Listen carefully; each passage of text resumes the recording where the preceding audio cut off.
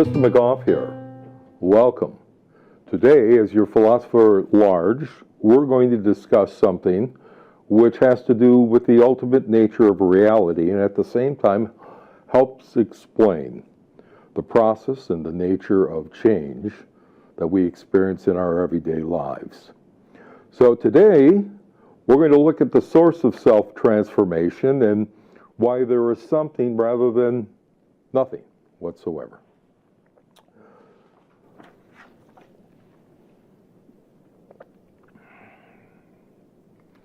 I'm not a reductionist in the sense that I try to explain all things by either one principle, one fact, one facet. Rather, what I've developed as a philosopher is an understanding of reality and that it has a recipe. And as a recipe, it has four essential ingredients, if you will. So it is not a reductionist model of one thing to the other, such as being to not being, and asking what is being or how can being come from nothing, which is, of course, a nonsensical question to begin with. Because when you ask yourself, why is there something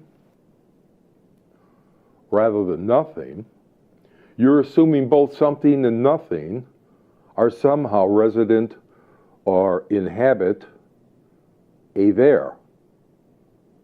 Nothing is nothingness. It's no-thingness. It is an absence of all qualities, all conditions, all states, all understandings, all possibilities. Nothing means nothing. And you cannot, since it's a binary term, that is, nothing is the opposite of something or being, you can't explain both by reducing one to the other. You're not going to explain being by trying to explain it coming from nothingness through some wormhole or random event in vacuum. You can try, and it's a noble perspective to take. Any of our perspectives are, as we pursue science, as we pursue a knowledge of the finite particulars in this world and the universal laws that regulate them, it is a noble undertaking to attempt to clothe your perspective within a theoretical garb. And that's, of course, what I'm doing here. And as I've discussed the omniversal model before as the basis for omniversalism, today I'm going to explain to you a little bit of what the nature of reality is and the ground of reality in the process. The ground being this. If I were to take and say, well, there's got to be one model that best articulates the events we're involved in, the experiences that we have, I would say it is this one, the model of the Aeon. So the Aeon I see as a comprehensive model, an explanative device that can be used to penetrate the nature and the ground of reality. And the Aeon, for me, is the one and only, all and everything of being, non-being, conscious being, and anything which is something. Now, not only is that a mouthful or mindful, it leaves nothing out. Not even nothing. So, first of all, if we're looking at the ingredients of the Aeon,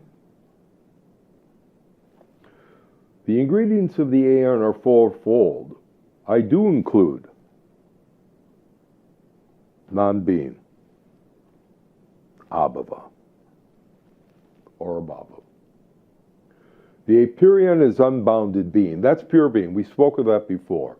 It's the being that allows our connectedness. It's a being that allows us to exchange, not only communicatively through symbolic mechanisms and phonetic differentiations that are meaningful. But it is the basis of everything that becomes articulated into manifest forms, finite forms. These bounded beings, the particulars, and this is aletheia. It's a Platonic term, and it refers to non-disclosedness. It's undisclosedness. It is the opening to reality and to truth directly. Nothing is hidden. Nothing is disguised. It is vidya. It is seen directly without avidya, without putting in place something that's not there for something that is. I also include, besides abhava, the apeiron, aletheia, atma. Atma is conscious being. Now, if we were going to look at this, the Aeon, and say, all right, this is the complete thing. But at the same time that it's the complete thing, it's also the single thing. It's the only thing. It's the one and only. So when I apply it to a particular individual as a microcosmic form of the entire universe, what I'm doing is simply applying the Aeon to an individual instance of the Aeon. The recipe for reality explains as well the nature of change. When we look at the Aeon and we place it in the context of looking at everything all together as the one and all, this is the change that we want to explain. What's going on in terms of our changing experiences, the change we call events, the patterns we recognize as series of causation, the spans of time that we say are durable and that last together, such as even this session, or perhaps just this segment of the session where I'm explaining the recipe of reality with the fourfold ingredients. Change presupposes the changeless or non-being, and that is a definite absence. And I use that word definite because, of course, the definite, when we have something definite, such as this bottle of water, it is definited from all the other particulars. That is, this isn't my finger, is it? No, it's not. It's not my finger, right? And it's not your mind, and it's not my brain. It's not a lot of things. For whatever you want to say this particular is, it is not everything else. That's a lot of non-being packed into this bottle of water, isn't it? Non-being doesn't have residence where there is not being or being. Non-being is one of the ingredients that go to make up reality. It helps contour, define, carve out a particular from pure being. However, who does the carving? That's the changer. That's conscious being.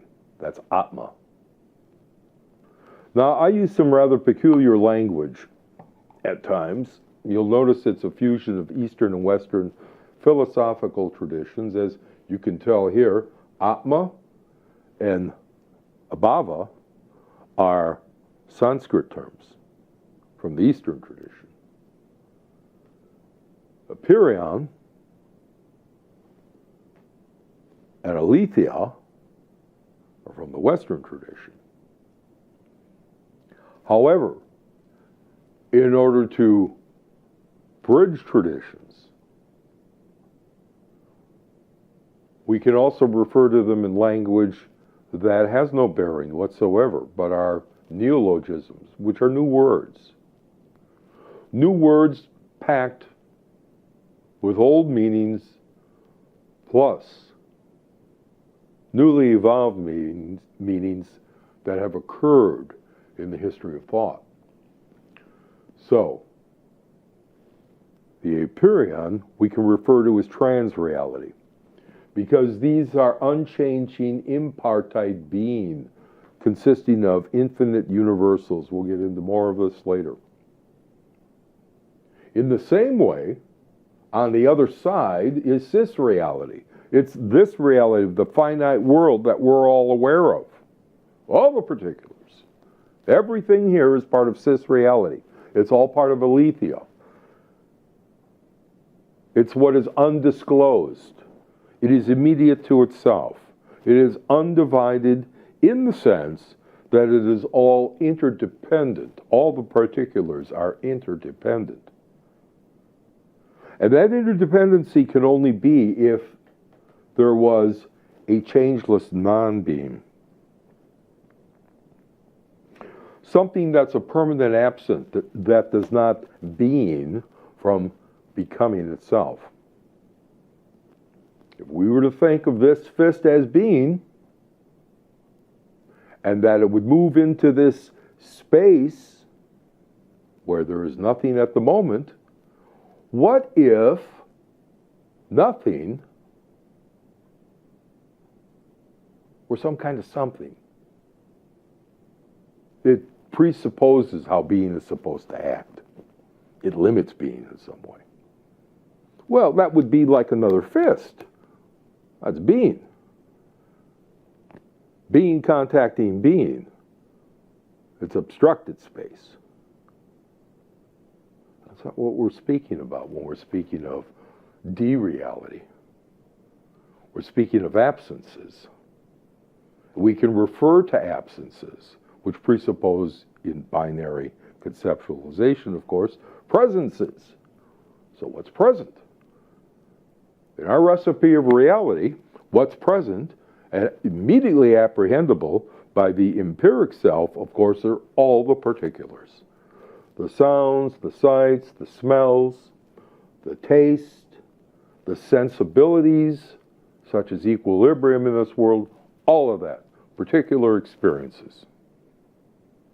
But as we know, every event has an interior. There is a conscious being that is the basis of its life, its love, its mind, its will, itself. Everything is a cosm in the sense that it is a self-contained aperture of being, conscious being, non-being, and particular being, finite being.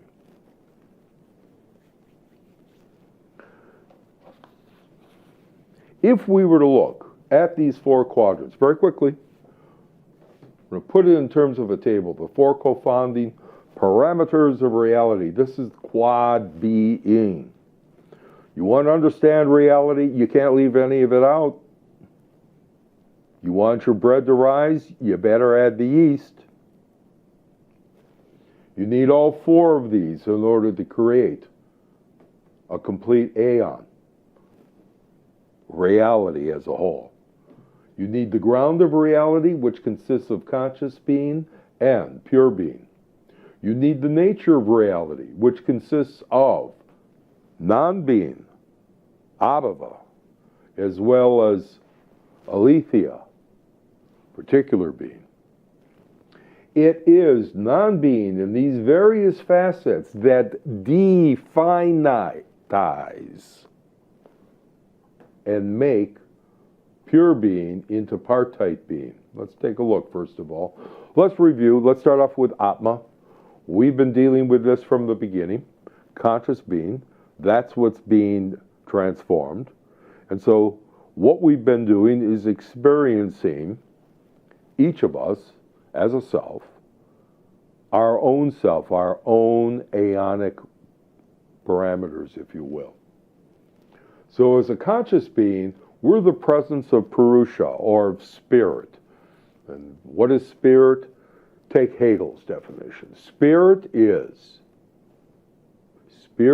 you becoming aware of the universe as it is becoming aware of itself through you. That's spirit. That's the luminosity of consciousness and the transparency of consciousness. The 5 bases of consciousness are the self, with its intuiting, and it is the center, of course, of experience. But when we say the center of experience, we're not talking about some permanent thing. We're not talking about a self as separate from any of these other elements that are the 5 bases of self. No more that we're talking about the Aeon as being reduced to only conscious being, or the Aeon being reduced to the void, or the Aeon being reduced to pure being, or as some scientists like to do, reducing the Aeon to nothing more than the finite particulars in this entity, cause, space, time continuum. Or things. Entity, cause, space, time continuum. So with that, let's quickly go over. We've been studying this for the last number of sessions. We're on session 9, incidentally. We have the self with its intuiting, will, which is its intending, the willings that you have in life. Then, of course, mind with your thinking, the intelligence, and love, the heart, often called, which are your feelings, and of course your sentience. And your vivacience, which is life, and all the doings, all the power of your doings. Now let's take a look at its companion in the ground of reality. That is these things which are unmanifest, absolute, infinite, eternal, and uncaused. Nothing causes these. Nothing causes these. They're uncaused. They're always there. They're always, forever, in every situation or non-situation there. So, the companion, if you will, to the self is ontos, or pure being. That's the, if we want to look at it in terms of via negativa, the method of negation, we could look at being and say, being is the absence of non-existence. When we look at it positively, we say that ontos is being. In the same way that akala, which is the word for eternity, is an absence of effete existence. What is effete existence? It's unable to bring anything else into existence. It's effete. It's arid. It's insipid. It's non-creative. But that's certainly not what akala is. That is eternity. However, its absence is that of effete existence. Akasha is unobstructed space, the infinity of unobstructed space. Just as a reminder, it is not infinitude. It is not an infinitude of finite things. It is infinity. That is, it is non-finite. Space, as it is understood as Akasha, is the complete emptiness of obstruction. So it is always there. In the same way that archaeus, that is the totality, these are all the potentialities that being has. And shunya is the emptiness. It's a lack of inherent existence. That is, there is nothing that is permanent, partless, or independent. Everything is interdependent and relative. Everything depends for its productivity upon conditions and causes that allow productivity to occur. The productivity that does occur is when we move into the realm of the nature of reality. And now, this is where people living under the conditions of avidya, that is, where you not only don't know about reality, but you're disguising reality all the time by replacing it with a false image. In other words, you're always giving yourself either an unconscious explanation or a conscious rationalization of why you think the world is the way it is.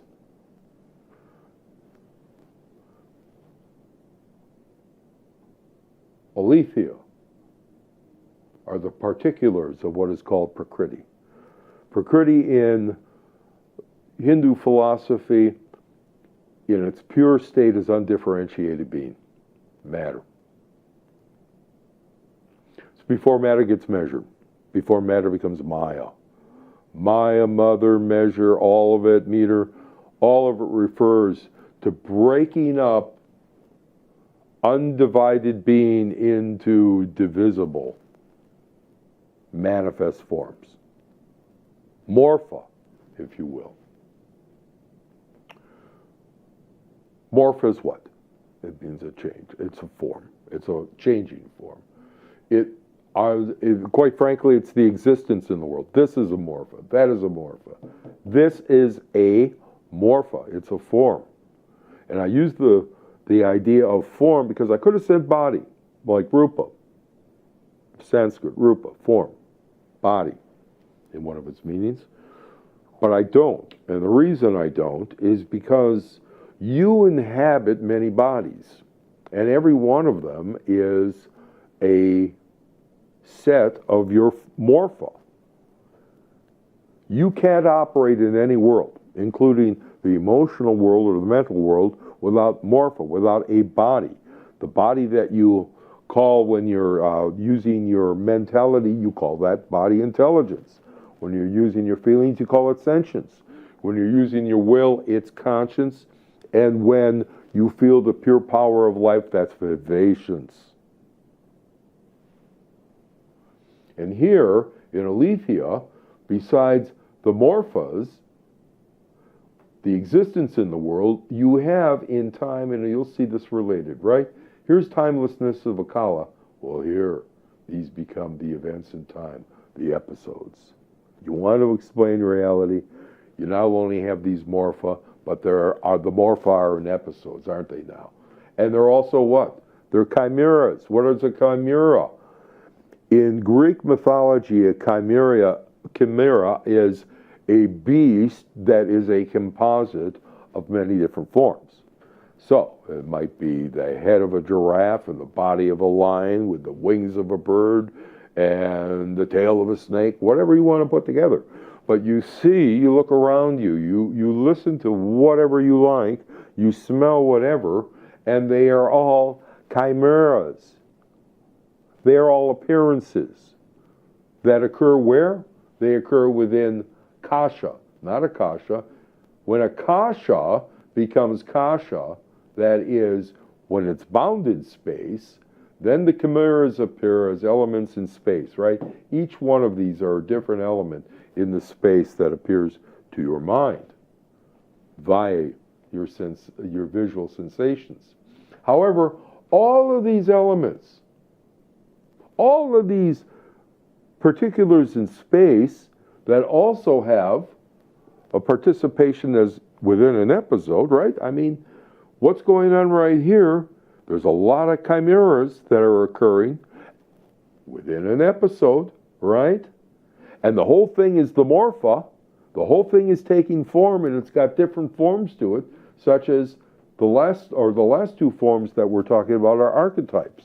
That is, you know this is a pointer, and that this is not a laser pointer. Well, what differentiates those two are types, right?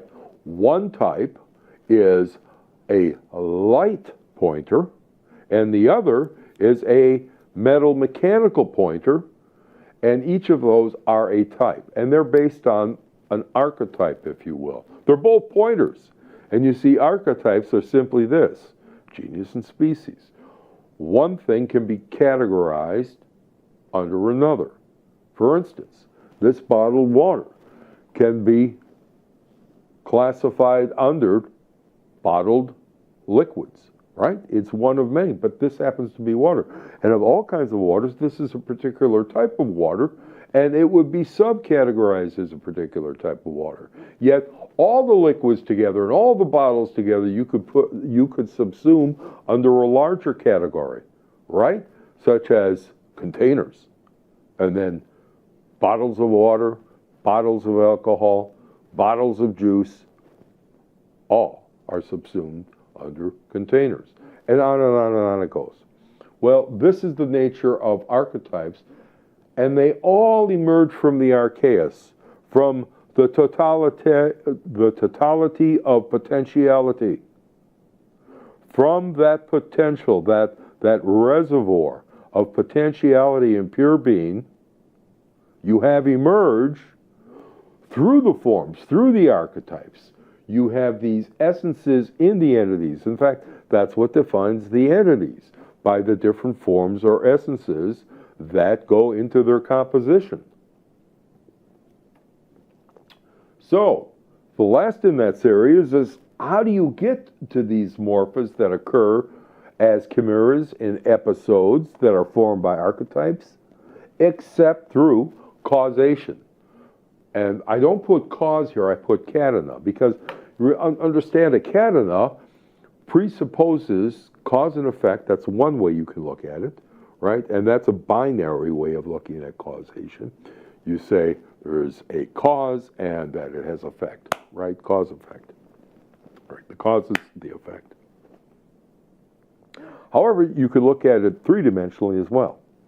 And you could say, well, you know, you have the conditions before the actual moment occurs in which something is produced.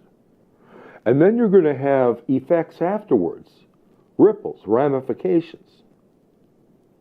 But right at the moment where the cause meets the effect, there is a transcendence of both, right? Because you can't have just a cause without an effect. You have a transcendence of both when they're both comprehended within a larger phenomenon, which we call catena. That is, it's a series. You can't have a series unless there are the particulars within that series. And so that refers to the catenas of aletheia. Now let's go to our other dimension, our other quadrant, because this is the quadrant by which this gets turned into this. How do you get from eternity, which is timelessness, into time, where there are episodes, for instance? Let's take that one. That's a good one. Well, not only am I going to say that there's a conscious being that's involved in that process, and I'm not saying a conscious being on our level where we have an epistemic relation to everything around there, and I go, well, I'm the subject and everything else is the object. That's not what I'm talking about. Conscious being is much more than that. It is all of this, and depths of which, through the 10 dimensions of the empiric self, we've discovered has very many layers. And it is involved as part of parousia. Ousia is prakriti. It is matter, if you will. It's what is measured or capable of being measured. If it's prime materia, if it's primal matter, there's no differentiation, it's pure being. When you start to divide it up into its partitions, you start to partition it off into finite bounded things. That happens because, if you will, the introduction of the ingredient known as nothingness.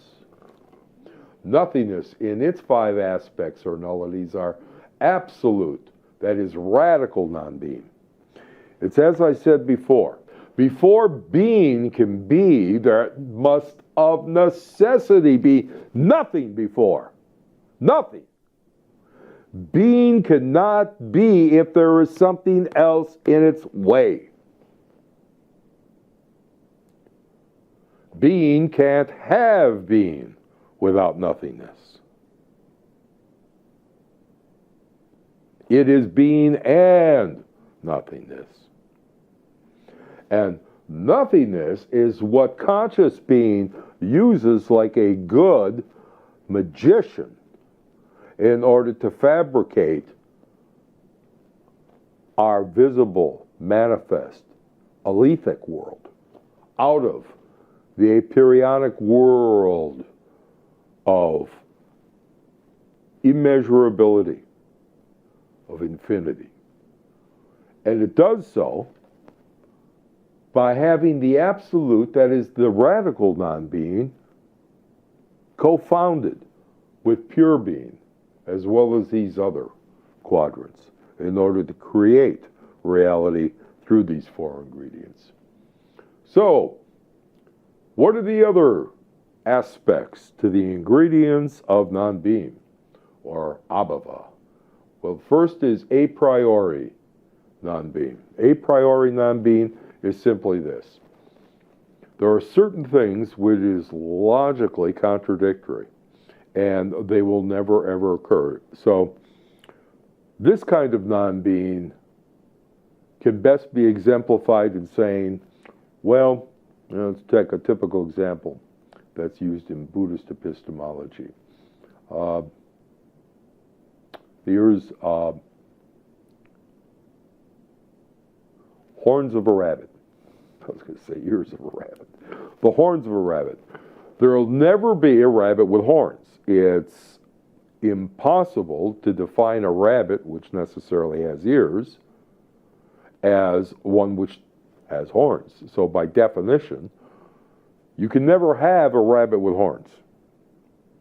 So that's an example of a logical contradiction, and that is what is a priori asat, or sat is being, and asat is the negation of that in Sanskrit. So a priori asat, that means it can't happen logically.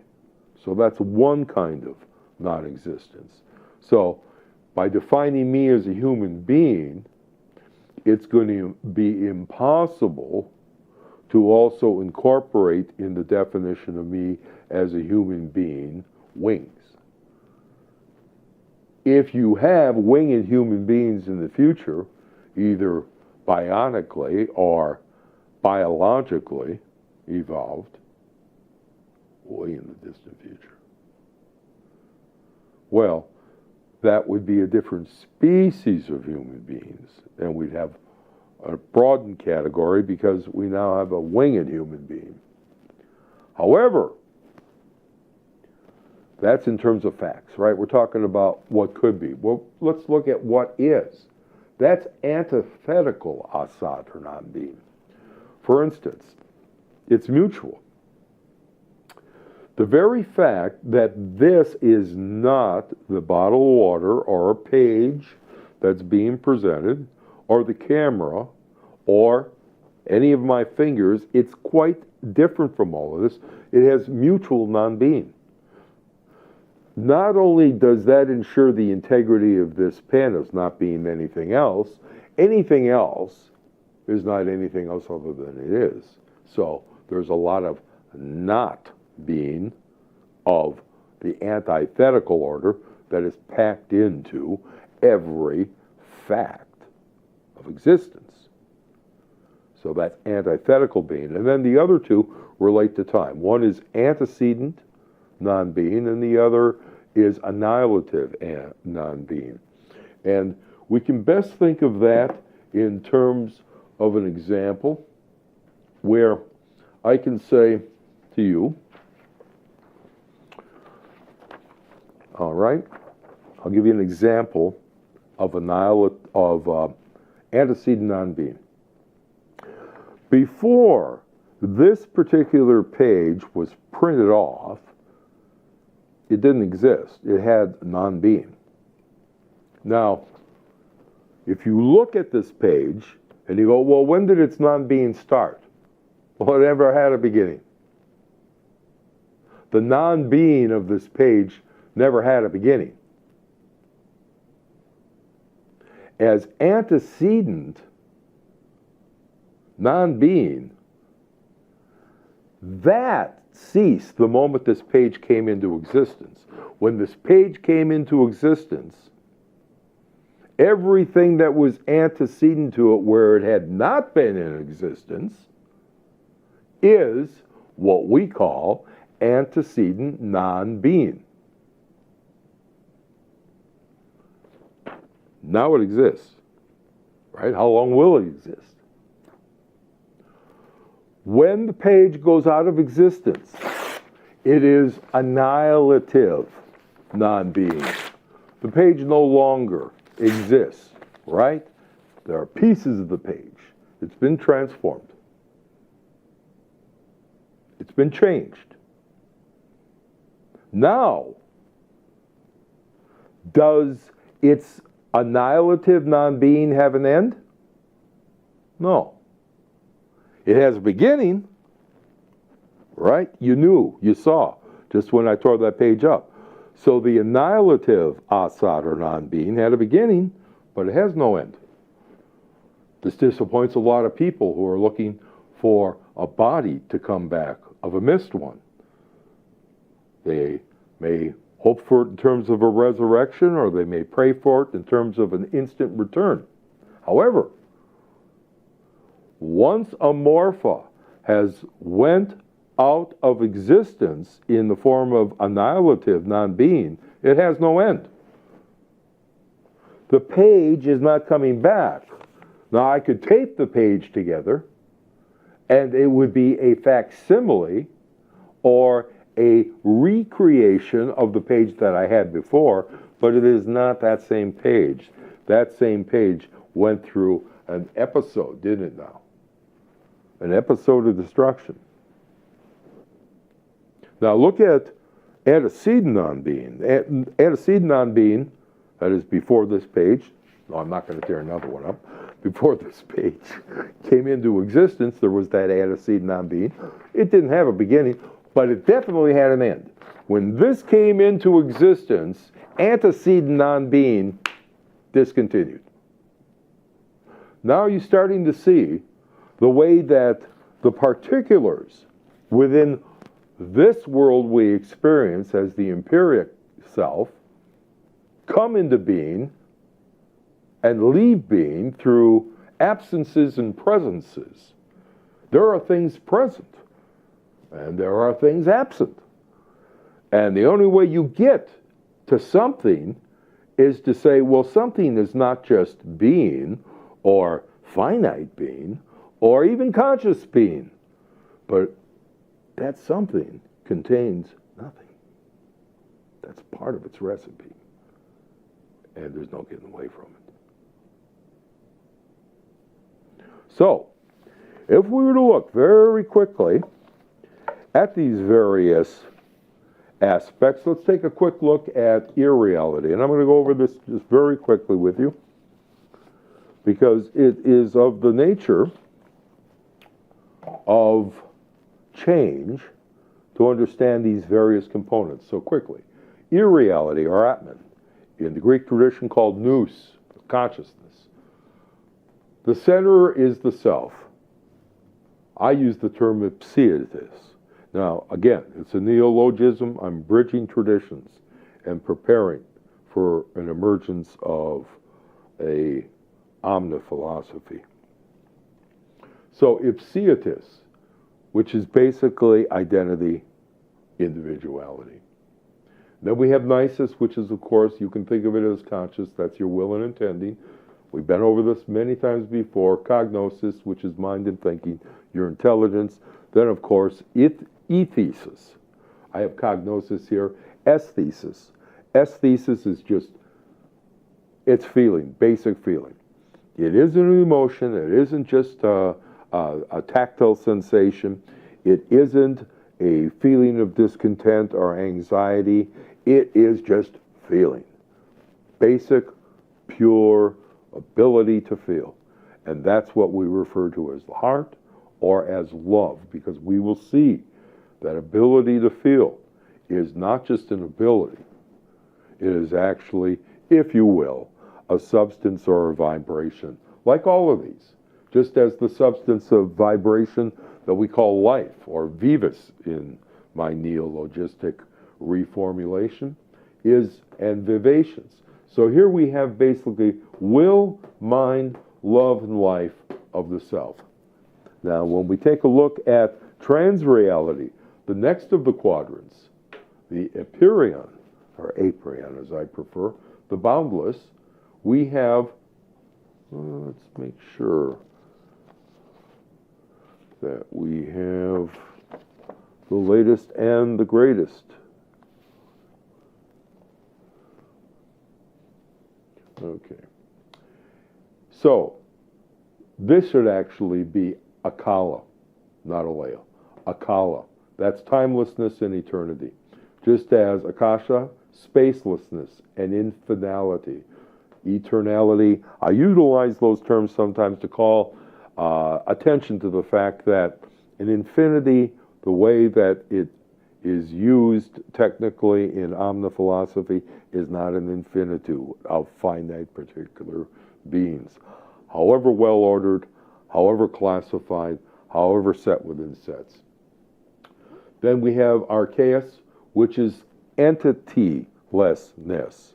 It is the totality of everything is potential without defining these as particulars. And shunya, or emptiness, is purity. There is absolutely nothing in reality other than. There is nothing in being other than being. That is the purity of being. In Cisreality, which is the bounded aletheia, we've spoken that we have morphos, which is the composite of episodes, chimeras, archetypes, and catenas. And we can basically look at these as times, spaces, entities, and causes, provided that you don't just look at causes as what was previous to an effect. The causes is the catena. It's the whole knot. And these are represented in particular space, of course, as energies, the essences, right? The essences, we won't get into the technical philosophical distinctions or how essences are different than universals and how universals exist, whether within the mind or whether they have an independent objective existence that you only see occasionally, for instance, in contemplation or in deep mathematics speculation, etc. We won't enter into that. We will simply say that in terms of the essences, they are what make the particular things, the distinctive things they are, by being all the other things that they are. I mean, for instance, you can have a microwave, but it can be a white microwave or a black microwave and maybe a silver microwave, whatever microwaves that are in fashion this season. However, all those microwaves themselves share an essential features, don't they? And that's what we're talking about with essences. All right, then when it comes to our wonderful dereality, abhava, the void, which we've mentioned, there's absolute asat, absolute non-being, which is necessary for there to be ontos or being at all. Right? Because ontos is the absence of non-existence. So, the absence of non-existence, of course, infers that there is non-existence, and that is the absolute asat. That is the nothingness of nothing. And then we have, as we mentioned, the a priori, or the contradictory not being. That's logical non-existence, just as with the antithetical asat, you have essences, and you can't possibly have two essences occupying the same thing at the same time. I can't have water in here, and at the same time it's Coca-Cola, or that it could be guava juice. It doesn't matter. it has the essence of water.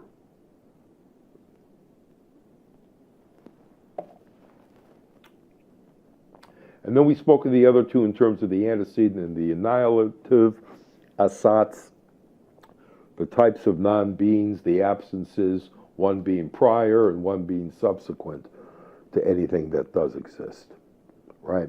So you've got in anything that exists a very curious mixture of, first of all, it couldn't have being unless there was an absolute non-being that, if you will, allowed it to be, and a priori, you can't have contradictory being. This can't both be a bottle and not be a bottle at the same time. It's either a or not a, right, logically. And so that's a priori a sod or non-being, in which what we're saying is that this can't possibly be anything else other than it is. That would be a contradiction. Antithetical asat is bringing out those factual empirical differences. This is not made of metal, this is not made of wood, etc., etc., etc. There are a lot of knots into any factual thing. So what we're looking at here already is there is that ontological basis of nothingness, right here underscoring this bottle, plus there is a lot of contradictions that are eliminated and therefore ontologically innate in defining what this bottle is before it even becomes a bottle of water. And then when it does become a bottle of water, it can only be that bottle of water because it's not everything else that isn't that bottle of water. And then, of course, we talked about the two elements related to time and how before this bottle of water that had an antecedent non-existence of which there was no beginning, and it ended, the antecedent non-existence ended the moment this bottle of water was manufactured at the plant. And when I'm done drinking it, it'll no longer be a bottle of water, it'll be an empty bottle. And so technically, the morphos, the bottle of water, will have disappeared, leaving only the bottle.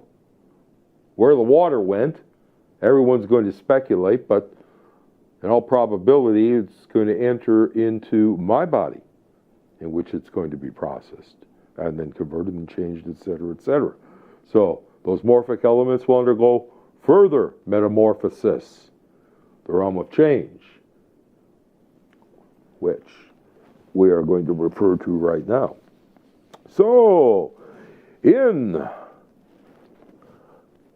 this grand scheme of things in which, as we spoke of, there are the four quadrants that constitute the Aeon, we have Aeonal being, reality, and existence, where this core, right here from here to here, this axis, is conscious being, pure being, absolute non-being, and partite being.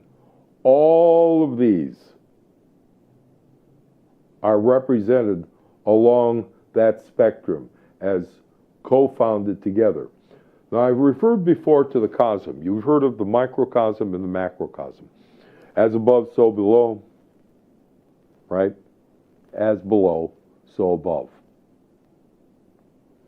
As it says in the Recognition Sutras, Sutra 3, the individual conscious being, as a contraction of pure consciousness, is the entire universe in microcosmic form. So we're very used to the idea of the macrocosm of the whole being represented, if you will, in miniature as each self. Well, that's the idea of the cosm. There's the big cosm, there's the little cosm. But then there's, remember, me as a cosm, as a microcosm, and composed of many subcosms. These I call minicosms. The minicosms of which my body is composed, even my emotions and my thoughts are all composed of minicosms. I mean, every thought that is put together, think of it as a kind of building. It has different components to it, different elements to it. In the space, mental space granted, it is not this three-dimensional space of the macroscopic world. The macroscopic world is the world that we can see unaided, right? It's the objects I see before my unaided eye. The microscopic world is the world in which I need a microscope to look at it. It's so small. And if you want to, the telescopic world is the world that is so large and so far away, I have to bring it within the purview of my sight through amplification of very ingenious technical devices, telescopes. All right. So, any of those cosms that I was referring to previously here are at the core of the macrocosm of the whole, the universe, the microcosm, you, part of the universe, and the minicosms, the many minicosms, the zillions of minicosms that constitute the bodies in which you operate within the realm of existence, the realm of morphos, the realm where you are interacting with the environment in an ecologue. An ecologue or an ecologue is a dialogue that's taking place constantly between you and your environment, whether you know it or not.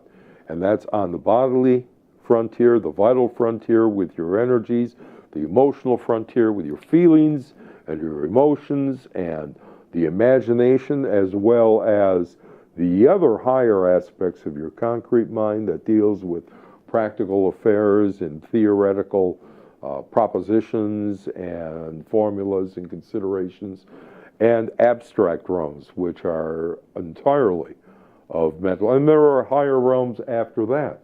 However, they all have to do with the four elements that we spoke of before: willing, thinking, doing, and feeling. So, in terms of Aeonal being, reality, and existence, we're actually talking about conscious being, pure being, absolute non-being, and part-type being. All of these being able to be represented at any point along our octahedron, and each of them makes, if you will, a different level of dimensional density. I've represented that before in this Ontography of Dimensionalized Existence, where if you're looking at that octahedron with all these aspects to them, they fall out, if you will, much like a specific gravity in this octahedron, which, remember, is my mandala of this entire cosmic space. That's what a mandala is, right? You're taking figures, geometric, as well as colors and shapes and whatever else that you can fit into a circle or a sphere as symbolic of the cosmos we inhabit. And you notice I use the word cosm deliberately to reflect, if you will, the cosmos in microcosmic form. However, as we were speaking of it before, it can actually occur from the angle of macrocosm, microcosm, or minicosm. Remember this: the macrocosm includes not just all of us microcosms, but all of the minicosms that compose the bodies, if you will, the instruments by which we, as selves, epistic selves particularly, view the world and divide it up. However, here, let's take a look at reality, the universe as a whole. This is the holos, and this is an important concept. The holos is the universe. It's everything that actually does exist on all its dimensional planes. If you're speaking of a multiverse, you are speaking of something which is different. We will go into that at another point. And a multiverse is a universe in which we do not inhabit. However, we can make reference to, because of, if you will, our compossibility counterparts that allow us to reference imaginatively and intelligibly there being another universe, a counterpart to our own, but ever slightly so different in some respect or another. However, that's a theoretical matter that we'll deal with on another time, but you have to understand that there's not just a universe and not just these compossible multiverses, but there is, if you will, the paraverse. The paraverse is what includes everything. It's pure potentiality. It has absolutely no bounds on it whatsoever. It is inexhaustible. It is beyond understanding and possibility. Where the holos, a universe, everything that we could possibly understand that does exist, that we are causally involved with, you see, it's the key, right? The universe are all the things, all the entities that we are causally involved with, the space-time continuum. The entity causes space-time continuum. This whole system is the holos. It's the universe. And so all of that is here. Whatever the cosm within the universe, right? Let's take Plotinus. God is an infinite circle with its circumference nowhere and its center everywhere. It's been said a number of different ways, but that's one of Plotinus's, who originated the concept of the Aeon, explained it. And so what we're dealing with here is whatever cosm you have, you're going to have all these elements together. And what I've done is I've conveniently taken what was put in tablature form here, right? Conscious being, impartite being, finite being, and non-being. And I've listed them here. And I've divided them up so that we have here is will, eternity, annihilative, asat, and events. They're all neatly configured, just like mind, infinity, a priori, asset, and the elements. You're going to notice something, that mind and infinity, will and eternity, life and purity, love and totality, those refer to pure being. I had indicated that in another way we could point it out. We take a quick look here at the ontogenetic triunity. We're talking about ontos, sunya, akala, akasha, and archaeus. These elements here of, you see it, the octahedron. And I've related that, of course, ontos to morphos. You see the omniversal model where the point, the Aeon, expands, filling all of reality. That is what paratantric triloka is referring to, the three worlds. The upper world here of the formless, arupa realm of ontos, akala, akasha, archaeus, and shunya. Right? You'll remember that that relates to the anosic self, the unitive self that we went into on other diagrams, and I referred to it as the spiritual self or the anosic self. Just as the form realm, the rupa realm, as it is in Sanskrit, of morpha episodes, chimera, archetypes, and katana, is all in this lower pyramid. The desire realm, according to Buddhist cosmology with the triloka, the three worlds, right? The desire realm in which we are inhabiting here. In this realm, all of these things come about as the morpha and ontos we experience as things.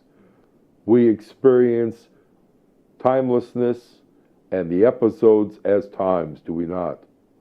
We experience, and I call them tokens, types and tokens after Bertrand Russell. The types relate to, of course, archeus and the archetypes, to the essences, right? The types as forms become felt forms here as chimeras. As chimeras, they are particular feelings. They are particular ideas. They are particular doings, particular expressions. So, a type, when it instantiates, it becomes a token. It becomes an element. It becomes a particular, right? So, if you will, the concept or the archetype of redness, becomes an actual red cloth, tablecloth, a red sweater, etc. So this desire realm, this form realm, and this formless realm all together create synergia. They create everything working together in harmony. And here we're relating that harmony as reality. And all of this as the ingredients of reality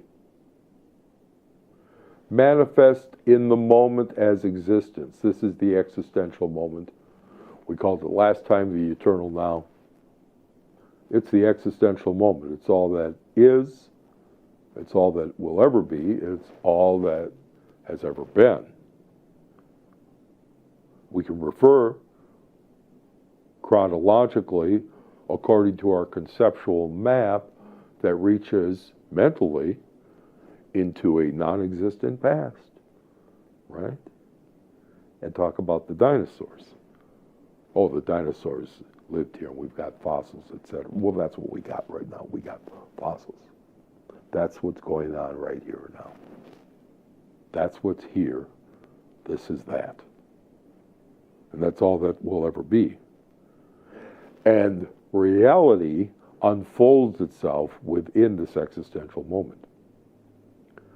It does so for us at this particular level through our various dimensions of the epistic and gnostic and empiric self. And each of them are correlated in terms of the dimensionality. However, when we're talking about change in our lives, personal transformation, of which this whole series, the seminar itself, has been about, we're speaking about controlled change. So once again, we're back to the changer, which is the conscious being that's in a position where they are able to change their environment to transform it, that is, to enrich it, rather than cisform it, that is, to dehabilitate it. Cis formations are those frozen, frigid patterns of thought and feeling and action and intending that limit your participation in the existential moment. You're not a dinosaur. You're here now. Remember this. On this planet, 99% of all the species that ever existed in the eternal now are gone. The 1% that does exist is coexisting by way of a fourfold formula of reality, a recipe for existence in which we all participate. So, what I'd like to do is wrap up today's session by speaking about step 6, which is attending to change. And since it is so absolutely crucial to understand change within the context of the melding, the mixing, the merging, and the emergence of these 4 ingredients to reality, I think it is best that we understand, and let's keep our recipe of reality there. It's important to understand that we can notice more about the nature of transformation and self-transformation by paying attention to the nature of change within this existential moment of the eternal now. So, let's do step number 6, remember? And these are self-transformational evolving practices. And this, number 6, is attending to change. And it's really in 2 parts. You're going to do part of it in sitting meditation, then part of it in walking meditation, or your meditation that's involved in paying attention as you execute your everyday activities in your normal waking consciousness. So with the first, part 1, sitting meditation, sit comfortably, prepare to meditate. Call yourself to purpose through the awakening mantra, I am conscious of being conscious. Whatever you're conscious of now, you're conscious of it. That's the door. Step through. Pay full attention to your thoughts. Simply watch them without distraction. Distraction can come for a million reasons. Remember this, it is inattention that allows passive imagination to recreate reality in images over which you have no awareness whatsoever. They're all subliminal. They're all happening behind the stage. And you, every once in a while, look on the screen of your imagination and you go, I get, all right, back to meditation, right? My mind has wandered. It can be excited, it can move away, or it can become dull and you start to fall asleep. Somnolent. You become somnolent. All right. So you don't want to become somnolent, and you don't want to become overexcited. You don't want to become distracted. So you simply want to attend to what's going on in your thoughts. That's all. You don't want to make anything happen.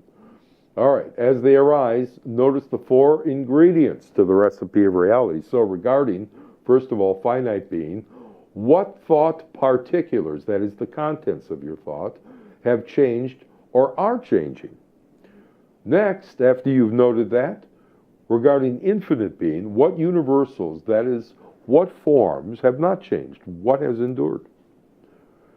Next, in terms of definite being, what absence or nullities arose and which were left behind?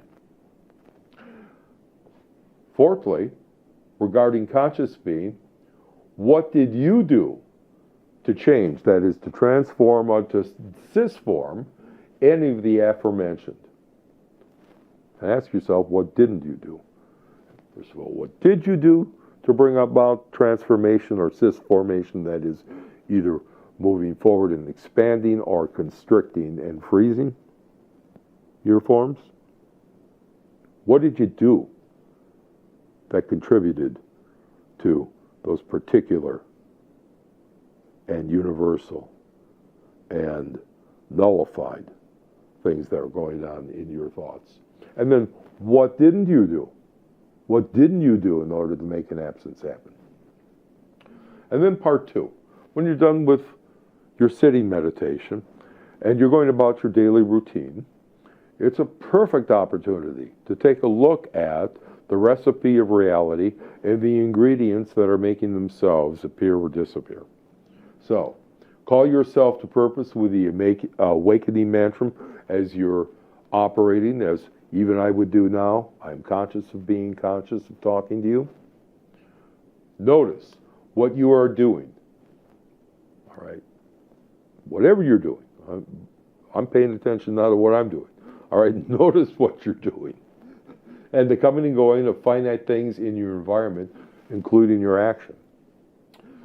Number 7, as these events arise with their particulars, attending to the changing nature of your experience in the world and how everything you undergo is a concoction of the ingredients of the recipe of reality you mix into your crucible of experience, whether you're aware of it or not. This is going to make you much more sensitive to being aware of it, and then you're going to carry that over into your waking daily routines in order to pay attention to these 4 ingredients and how partite being is definitized by the various absences. And then, as the magus, as the one who is in control of all this, you understand what are the ingredients to change. You are aware of the recipe of reality that you can follow in order to mix your ingredients to your satisfaction. So, number 8, as the changer, what do you wish to make present while making absences? Ask yourself that throughout the day in the various contexts you find yourself. So, the next time we are going to be considering something a little more less metaphysical. We today spoke of the source of transformation, but having looked at the nature of change according to the fourfold recipe of reality, in our next presentation in this seminar itself, we're going to take a good, hard look at the choice of self-transformation. So, until that time, behave when you must. Be good whenever you can. But above all else, be yourself.